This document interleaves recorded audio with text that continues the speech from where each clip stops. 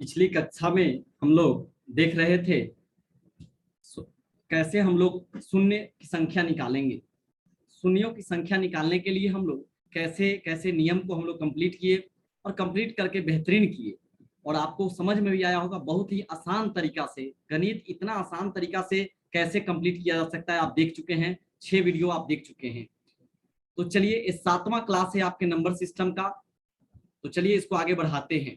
इसमें कुछ important concept है, ध्यान दीजिएगा। 7वां क्लास में याद रखना है माइंड में। ये कैसे आप याद रखेंगे, और ये याद रखेंगे तो सवाल बनाने में आपको बहुत ही आसानी होगा।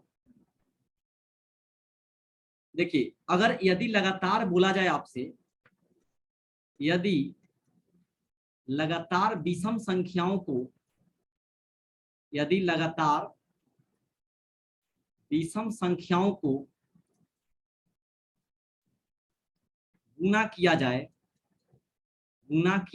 जाए तो लिख लेंगे परिणाम के अंत में एक भी जीरो नहीं आएगा, एक भी जीरो नहीं आएगा। यदि लगातार विषम संख्याओं को गुणा किया जाएगा, विषम संख्या 1 3 5 7 9 11 13 15 17 19, यदि लगातार विषम संख्याओं को गुणा किया जाएगा तो परिणाम के अंत में, यानी कि गुणा कीजिएगा तो जो परिणाम के अंत में एक भी जीरो नहीं आएगा। इस बात को एकदम माइंड में सेट कर लीजिएगा कि लगातार विषम संख्याओं को गुणा करने पर परिणाम के अंत में एक भी जीरो नहीं आएगा। इस बात को आप नोट कर लेंगे। अब देखिए, अपवर्त का मतलब क्या होता है। अपवर्त का मतलब होता है जैसे उसका गुणज। जैसे कोई पूछे आपसे 4 का अपवर्त बताइए, तो 4 का अपवर्त क्या हो जाएगा, तो 4 का पहाड़ा 4 8 12 16 20 24 etc इत्यादि कर दीजिए, आगे बढ़ते चले जाएंगे।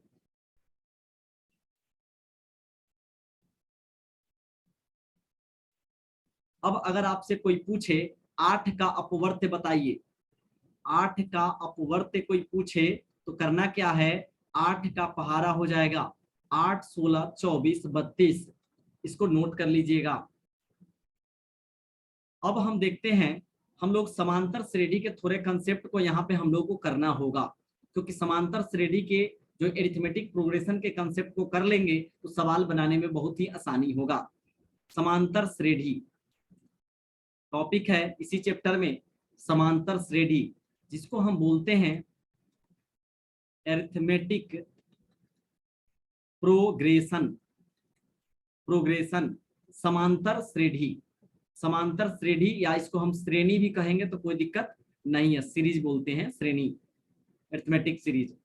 समांतर श्रेणी टॉपिक है हमारा।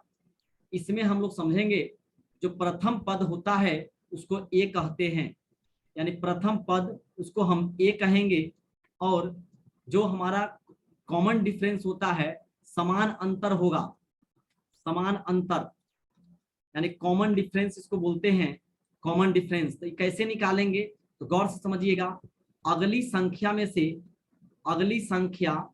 में से पिछली संख्या घटा देंगे तो क्या हो जाएगा, हमारा ए कॉमन डिफरेंस निकल जाएगा, और प्रथम पद दिया रहेगा सवाल में, वही हमारा प्रथम पद हो जाएगा, ए हो जाएगा। तो इसमें कोई दिक्कत नहीं है। पदों की संख्या को हम n से डिनोट करेंगे, इसको नोट करते चलिएगा।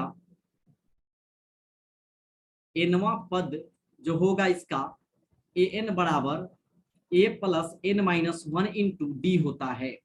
nवां पद क्या हो जाएगा, an बराबर a plus n minus 1 into D होता है।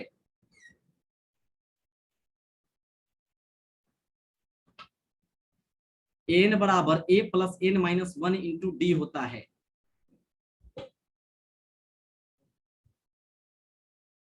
अब आगे लिखेंगे हम लोग, यदि अंतिम पद के लिए अगर बात करते हैं, यदि अंतिम पद बराबर एल, अंतिम पद को अगर हम एल कहे, एल हो तो याद रखेंगे एल बराबर क्या हो जाएगा, A plus N minus 1 into D हो जाएगा। इसको भी नोट कर लेंगे। n पदों का योग, n कहने का मतलब कोई भी नंबर 5, 10, 20 कुछ भी हो सकता है। n पदों का जब योग निकालना है तो n/2 into 2a plus n-1 into D हो सकता है। n/2 into 2a plus n-1 into D हो सकता है। इस फॉर्मूला का यूज तब करेंगे अंतिम पद मालूम नहीं रहने पर, n पदों का योग याद रखेंगे n/2 into 2a plus n-1 into D हो जाएगा। अंतिम पद मालूम नहीं रहने पर हम n पदों का योग निकालने का ये फॉर्मूला यूज करेंगे। अगर अंतिम पद मालूम हो तब क्या करेंगे, अगर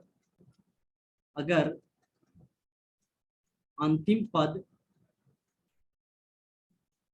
मालूम हो तब क्या करेंगे, तब हम लगाएंगे फॉर्मूला n/2 इंटू ए प्लस एल हो गया लास्ट टर्म, ये क्या हो जाएगा, ए प्रथम पद, एल हो जाएगा लास्ट टर्म। इतना आप नोट कर लेंगे। अब चलेंगे सवाल पे। सवाल कैसे बनाएंगे,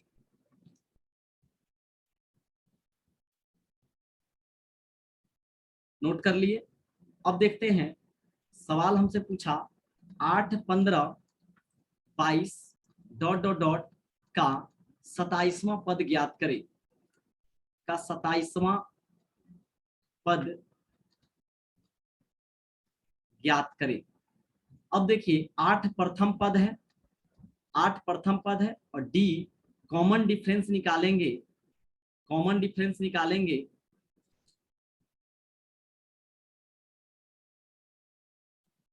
क्या कर रहे हो,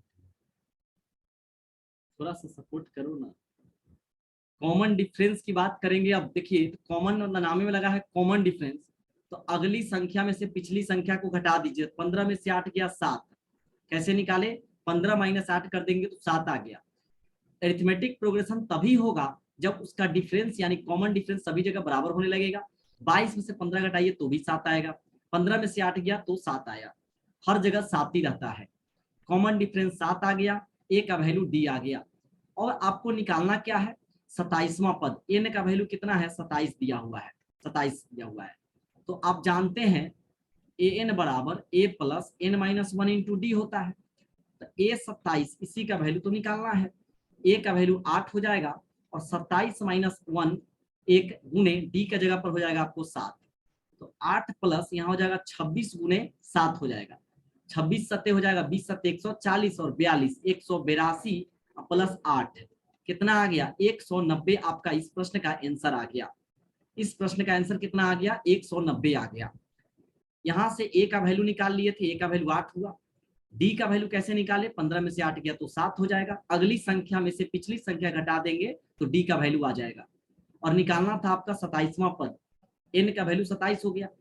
तो एन बराबर A plus n-1 into D कर दीजिए।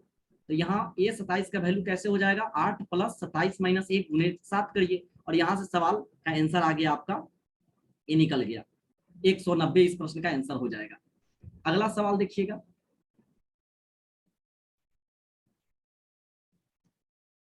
एक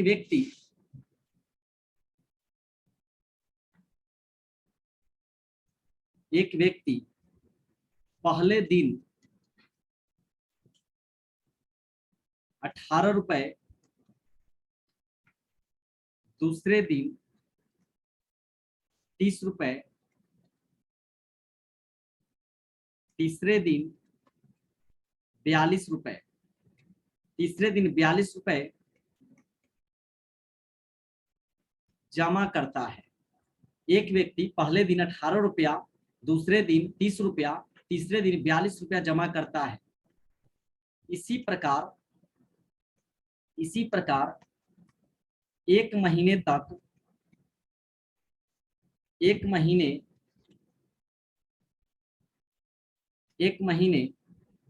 तक जमा करता है। यदि महीना 30 दिनों का है, यदि महीना 30 दिनों का है, कुल जमा राशि बताए, कुल जमा राशि बताए। यानी कुल कितना पैसा वह जमा कर लिया। एक व्यक्ति है, पहले दिन 18 रुपया, दूसरे दिन 30 रुपया और तीसरे दिन 42 रुपया जमा करता है। पहले दिन 18 रुपया, 30 रुपया, तीसरे दिन 42 रुपया जमा करता है और वह जमा करता है कितने, 30 दिनों तक। तो कुल जमा राशि बताया। देखिए सवाल में ही बहुत कुछ आपको क्लियर हो गया होगा। पहला दिन बोला 18 रुपया, ए का वैल्यू 18 हो जाएगा। फिर आगे 30 रुपया 42 रुपया जमा करता है। ए का वैल्यू जब 18 हो गया तो 30 में से 18 घटाइएगा तो 12 आ जाएगा। तो डी का वैल्यू कितना हो जाएगा, 12। यानी ए का वैल्यू 18 और डी का वैल्यू 12 हो गया। क्लियर। 30 दिनों तक जमा करता है, यानी एन की संख्या कितना हो गया, 30 हो गया। तो यहां से आपको क्या करेंगे, योग निकालना है कुल जमा राशि। तो योग का फॉर्मूला बताए हैं, Sn बराबर n/2 into 2a plus n-1 into D. उस पर बैठा दीजिए, आपका आंसर आ जाएगा। वीडियो को स्किप करके अब भी बनाएंगे, उसके बाद तभी सॉल्यूशन को देखेंगे। ए का वैल्यू 18 हो गया, डी का वैल्यू 12 हो गया और एन का वैल्यू 30 हो गया। Sn बराबर n/2 2a plus n-1 into D हो गया। n बट्टे यहाँ 30/2 कर दीजिए, 2 इंटू ए के वैल्यू 18 प्लस n हो जाएगा 30 - 1 और डी के जगह पर 12 हो गया। तो यहाँ 15 आ जाएगा, 18 दूनी 36, यहाँ हो जाएगा 29 गुने 12। 29 गुने 12 करिएगा, 29 दहाई 290 और 290 और 58 जोड़ दीजिए 348 हो जाएगा। और इधर 36 है और गुने कितना करना है, 15 करना है। 348 और 36 को जोड़ दीजिए 384 हो जाएगा। गुने 15 कर लीजिए, दोनों को गुना कर लेंगे, आ जाएगा आपका 5760। 5760 आपका क्या हो जाएगा, करेक्ट आंसर हो जाएगा। तो यानी 30 दिन में वह क्या किया, पूरा 5760 रुपया 5760 रुपया क्या किया, वह जमा कर लिया। इस बात को गौर से क्लियर समझ गए आप। अगला सवाल देखेंगे, नहीं नोट किए, नोट कर लेंगे।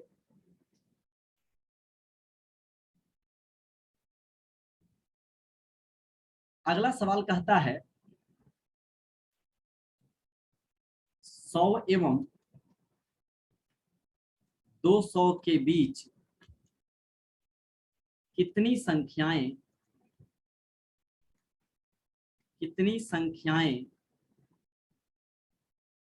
3 से पूर्णतः विभाज्य है। 3 से पूर्णतः क्या है, विभाज्य है। 100 और 200 के बीच कितनी संख्याएं 3 से पूर्णतः विभाज्य है। एक चीज सोचिए, हमको 100 और 200 के बीच कहा है तो 100 तो सोच में नहीं कीजिएगा, बीच बोला है, और 200 भी नहीं सोचिएगा। तो इसी के बीच में आपका नंबर होगा, संख्या होगा जो 3 से विभक्त होगा। अगर आप गौर से सोचिएगा जरा, 101 सोचते हैं तो 3 का पहले नियम क्या है, अगर सोचे कुल योग बट्टा 3, कोई भी संख्या को जोड़कर कुल योग बट्टा 3 करिएगा तो वह 3 से कट जाता है। अगर जोड़ने पर 3 से कट रहा है तो पूरा पूरा कटेगा संख्या। अब देखिए 101 क्या है, 1 1 2, 3 से भाग नहीं लगेगा इसमें। 102 2 और 1 3, हाँ यह 3 से भाग लग रहा है। क्या नियम था बताए थे रूल में, 1 + 0 + 2 कर दीजिए बट्टा 3 के 2 1 3 आया, 3/3 कट रहा है, यानी यह नंबर 102 3 से कटेगा। यही नियम होता है 3 का। 9 का भी इसी तरह नियम है, कुल योग बट्टा 9। अब पता चल गया कि 102 हमारा पहला नंबर होगा जो 3 से विभक्त होगा। यहाँ 102 लिख दिए। तो इसके अगला कौन होगा, 105 होगा। बच्चा में पहाड़ा सिखाया जाता था मम्मी पापा के द्वारा, भैया के द्वारा, और याद ना होता था तो हम लोग क्या करते थे, जोड़ देते थे। 7 का पहाड़ा है, 7 दूने 14, 7 ये अगर भूल गए 14 में पिछला 7 जोड़ देते थे तो 21 आ जाता था। फिर 7 जोड़ के 28 लिख देते थे। उसके लिए बड़ी मार खाते थे हम लोग बचपन में, आप लोग भी खाए होंगे। चलिए, तो बचपना सबका होता है। 102 105, तो यहाँ समझिए 3 3 बढ़ा दीजिए, 108 कहाँ तक चलेगा, 200 तक बोला है, 200 के पीछे में है। इसके पीछे चलिएगा तो 3 से कटने वाला, अगर 199 देखते हैं अगर आप, 9 9 18 19 नहीं कटेगा 3 से, 9 8 17 1 18, यह 3 से कट जाएगा। अब यही दिया हुआ है, इसमें पूछा है n का वैल्यू कितना है। एक बात समझिएगा क्या करेंगे, यहां से a का वैल्यू कितना निकला 102, d का वैल्यू 3 हो जाएगा, 105 में से 102 गया तो 3 हो गया। और देखिए लास्ट टर्म आपको कितना दिया हुआ है, एन का वैल्यू दिया है 198। तो आप ही बताइए, रूल जानते हैं, एन बराबर A plus N minus 1 into D हो गया। तो एन का वैल्यू कितना हो जाएगा 198, ए का वैल्यू 102, एन माइनस 1 डी के जगह पर 3 हो जाएगा। 198 बराबर 102 प्लस 3n माइनस 3, 102 में से 3 गया तो 99 हो जाएगा, प्लस 3n। अब यहाँ हो जाएगा 198, 198 में से 99 को हटा दीजिएगा अगर, तो ये हो जाएगा 99 बराबर 3n आ जाएगा। तो यहाँ से 99 बट्टा 3 बराबर n, यानी 33 आ गया।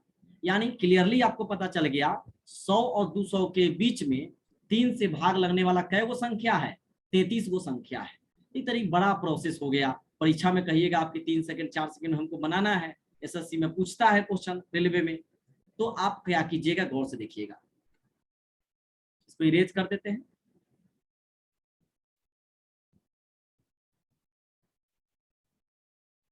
जब बोला कि 100 और 200 के बीच, 100 और 200 के बीच 3 से पूर्णतः विभाज्य होने वाली संख्या कितना है, तो कुछ नहीं करना, इस 3 से इस 100 को भाग लगा दीजिए, इसी 3 से इस 200 को भाग लगा दीजिए। तो यहाँ लगाइएगा तो 3 तिहाई 9, 1 0 और 3 तिहाई 9, एक शेष बच रहा है, शेष से मतलब नहीं है हमको, इससे मतलब है। अब 3 से लगाइएगा तो 3 छक 18 और 2 0, 3 छक 18, यहाँ 2 बचा। अब दोनों को भाग दे देना है, ये कितना आया है 66, ये आया है 33।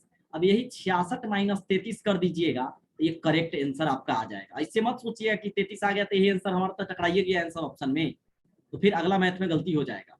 आपको दोनों को भाग देना है 3 से, इसको भी दिए इसको भी दिए, भाग देकर जो निकला दोनों को घटा दीजिए। 66 में से 33 गया 33, तो इसका आंसर क्या हो जाएगा, यही हो जाएगा। इसको नोट कर लीजिए जल्दी से।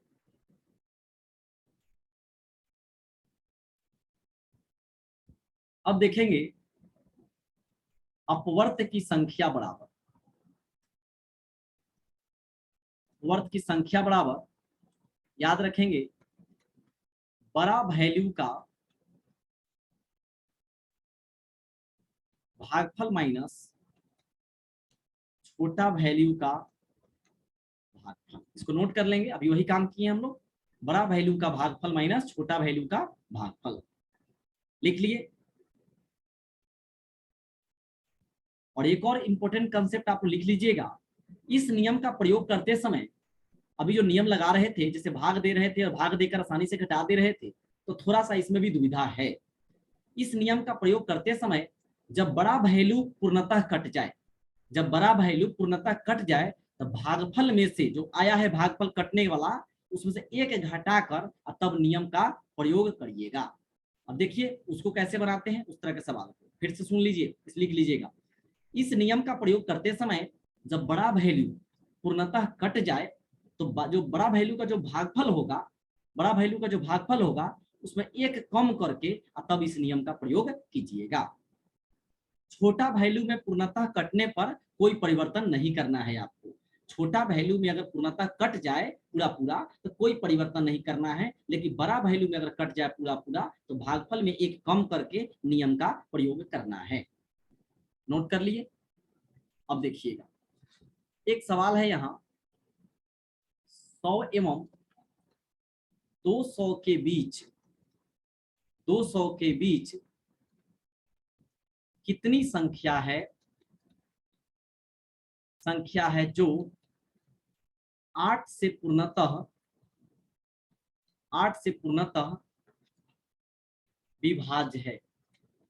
यही सवाल है, 100 और 200 के बीच कितनी संख्या है जो 8 से पूर्णतः विभाज्य है।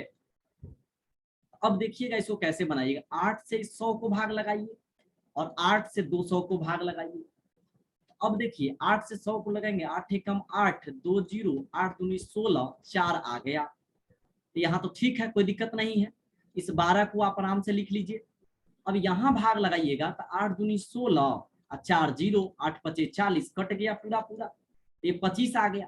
तो ऐसा गलती बिल्कुल नहीं करना है कि 25 माइनस 12 13 हमारा आंसर, तो गलती हो जाएगा। जब पूरा पूरा कट गया तो यहाँ एक कम करके आपको आंसर देना है, यानी 25 में से एक गया तो 24 हो जाएगा, आई वाला 12 घटा दीजिए, यानी 12 आंसर हो जाएगा। क्या किए हम लोग, यहाँ 25 था ना तो ये कम कर दीजिए, 24 लिखिएगा, यहाँ 12 है तो 12 लिखिएगा, घटा के आप आंसर कर दीजिएगा, कोई दिक्कत नहीं हुआ होगा। अब चलते हैं आगे, नोट कर लीजिए।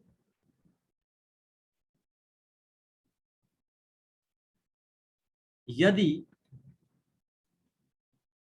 दो या दो से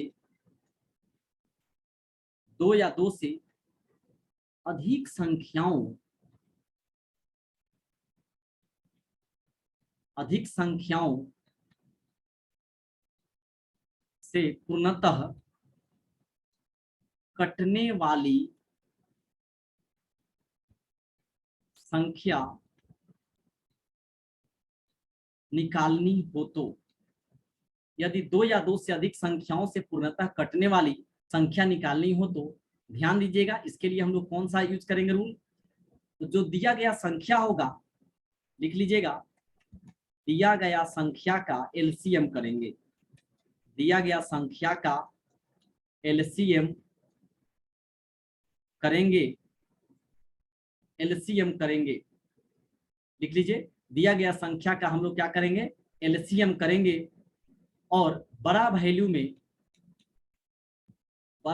में छोटा वैल्यू से भाग देंगे, छोटा वैल्यू से भाग देंगे। नोट कर लिए होंगे, इसको आप पढ़ेंगे तो समझ में आ जाएगा कंसेप्ट। अब देखिए सवाल पर चलते हैं, दिया गया संख्या का एलसीएम करेंगे, बड़ा वैल्यू में छोटा वैल्यू से भाग देंगे। सवाल पूछा 500 एवं, सॉरी यहाँ पे 1000 ही है, ध्यान दीजिएगा, 500 में 1000 के बीच कितनी संख्या है जो 2, 3, 4 से पूर्णतः विभाज्य है।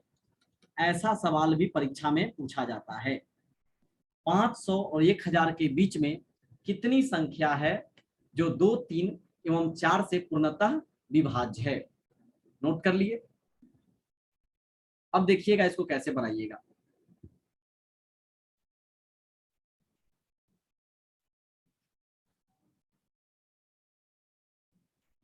अब हम लोग क्या करेंगे, 2, 3, 4 का एलसीएम लेंगे, 2, 3 और 4 का जब एलसीएम लीजिएगा तो यह 12 आ जाएगा। एलसीएम कितना आया, 12 आया। अब इस 12 से 500 को भाग दीजिए, 12 चौक 48 हो जाएगा, 2 0, 12 एकम 12, 8 आ गया। इसको तो भाग दे दिए हम लोग। अब हम लोग देते हैं 12 में कितना से 1000 से भाग, क्योंकि 500 और 1000 के बीच बोला था। 12 8 96 और 4 0, 12 दूनी 36, 4 आ गया। तो जब ऐसा आ गया तो क्या कहा है रूल में, ऊपर में रूल पढ़ लीजिए एक बार, दिए हुए संख्या का एलसीएम लेकर बड़ा वैल्यू एवं छोटा वैल्यू से भाग करेंगे। तो यहाँ पे क्या करना है आपको इस तरह में कि यहाँ पे 8 आया, 12 से इसको भाग दिए तो कितना आया, 41 बार में कट गया, यहाँ 8 शेष बच गया। 12 से इसको 82 बार, यहाँ सॉरी 12 में, यहाँ 12 सत्ते, सॉरी माफ कीजिएगा, यहाँ 3 होगा, 12 तिहाई 36 होगा, तो 83 हो जाएगा, यहाँ 4 आ गया। अब क्या कीजिए, इस 83 को इस 12 से घटा दीजिएगा, कहाँ सॉरी 41 को, 83 माइनस 41 कर दीजिए, 3 में से 1 गया 2, 8 में से 4 गया 4, हो गया। इसको आप नोट कर लेंगे जल्दी से, भाग का एलसीएम ले लीजिएगा और दोनों को भाग कर दीजिए, जो भागफल आया उसको घटा दीजिएगा, 83 में से 41 गया, कितना हो जाएगा 42, इसका आंसर हो जाएगा। अगला प्रश्न देखते हैं हम लोग,